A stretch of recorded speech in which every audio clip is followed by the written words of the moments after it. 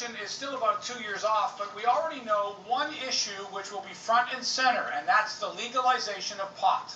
Liberal leader Justin Trudeau made that a certainty last week when he announced that he thinks marijuana needs not only to be decriminalized, it needs to be legalized. Trudeau says he paid a lot of attention to what he calls very serious studies on the matter, and he came to the realization that legalization of pot is the responsible thing to do.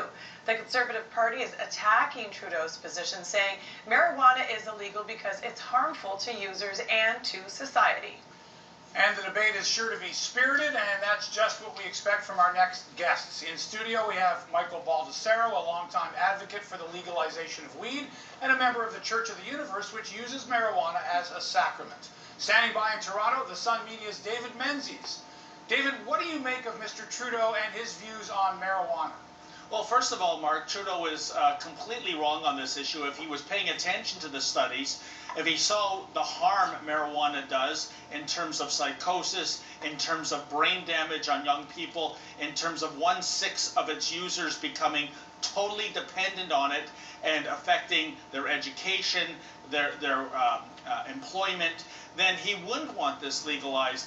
And the ostensible policy reason for the legalization is, well, if the government sells it and controls it and taxes it and regulates it, then that will be good in terms of keeping it out of the hands of children. Well, Mark, nothing could be further from the truth. Just imagine a society where we're now allowed to openly grow marijuana.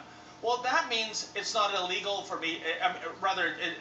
I can grow this plant without being charged criminally. I can transfer it with no problem. And that's when the dealers will be going to children.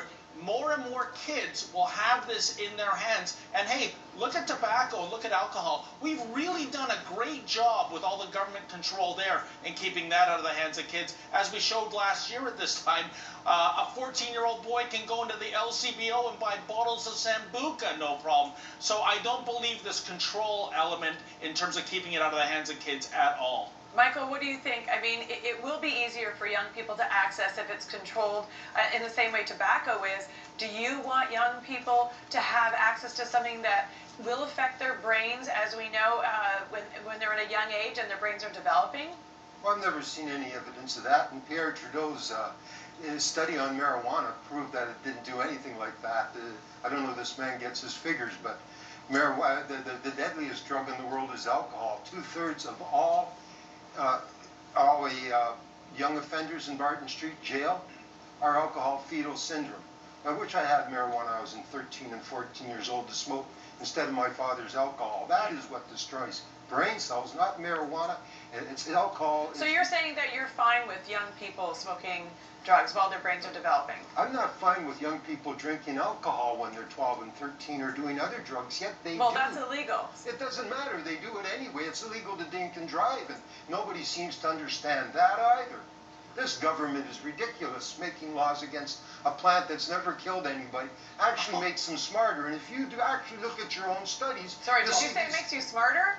Of course it does. More does. creative for some people. Of course it does. Look at Ross Rebagliati on the snowboard. Yeah, Ross Rebagliati. It puts more oxygen in your brain, so it speeds your thinking up, and time seems to slow down. But that's because you're thinking faster.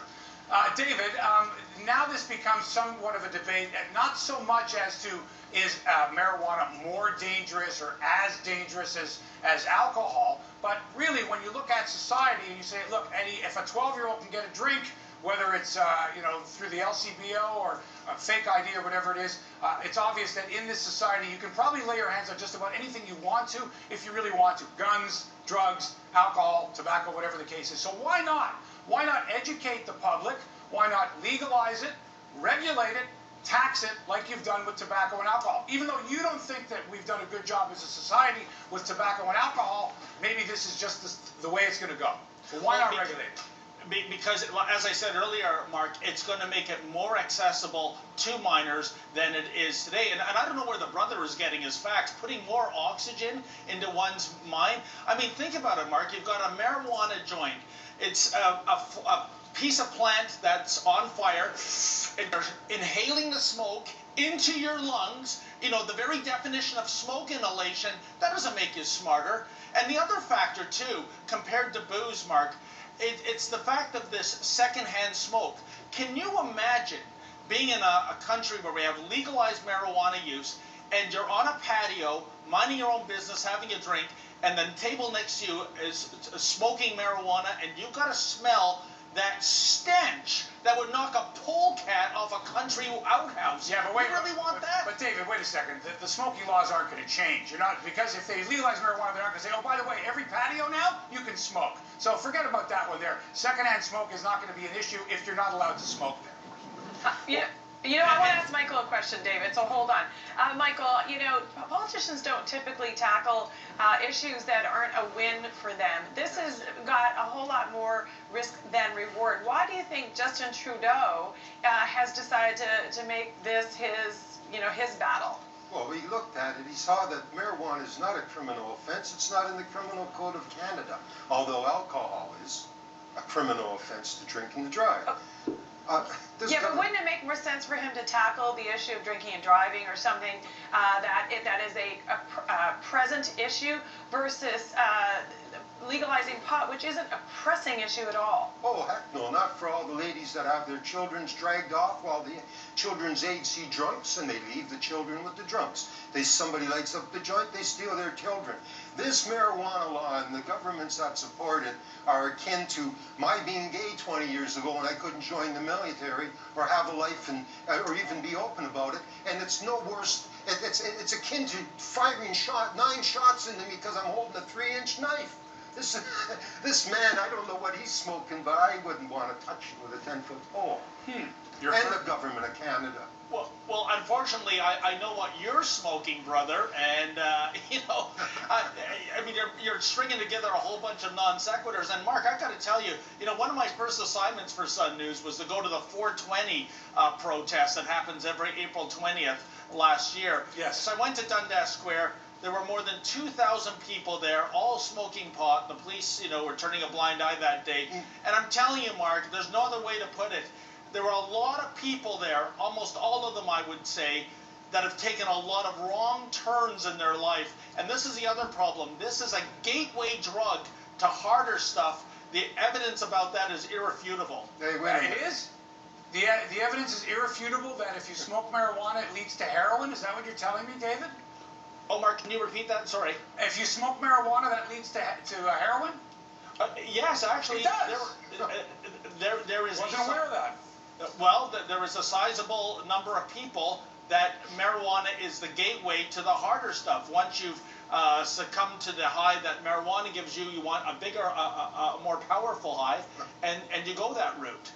Brother, you want to respond to that? You got 30 seconds. Well, it's completely ridiculous. It's alcohol that's a stepping stone drug to all stupid behavior. And it impairs you. Marijuana doesn't do that. The studies are out there.